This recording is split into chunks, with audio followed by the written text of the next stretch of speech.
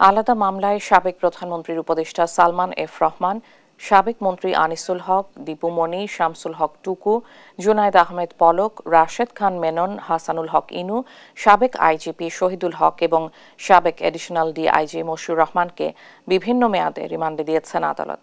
মঙ্গলবার সকালে chief metropolitan magistrate Shahin Reza শুনানি শেষে তাদের রিমান্ড মঞ্জুর করেন। রাজধানীর যাত্রাবাড়ি, নিউ মার্কেট, রমনা ও মোহাম্মদপুর থানার 9টি হত্যা মামলায় আসামিদের 10 দিন করে রিমান্ডের আবেদন করেন তদন্ত কর্মকর্তা। শুনানি শেষে আলাদা আলাদা মেয়াদে রিমান্ডে দেন বিচারক।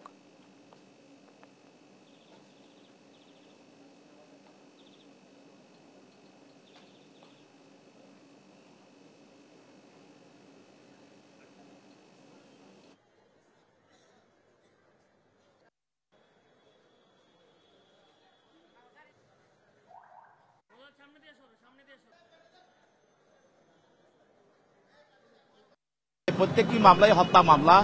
এই মামলাগুলোতে তদন্তকারী কর্মকর্তা তাদেরকে গ্রেপ্তার দেখার জন্য নিবেদন করেন। তার নিবেদনের পরিপ্রেক্ষিতে বিজ্ঞ আদালত এজাহারটা দেখে এবং তদন্তকারী কর্মকর্তা তাদেরকে এই মামলাগুলোতে গ্রেপ্তার দেখান। পরবর্তীতে তদন্তকারী কর্মকর্তা নিউ মার্কেট থানা মামলা নম্বর 5 আর 24-এ এটি একটি বিস্ফোরক এবং হত্যা চেষ্টার মামলা।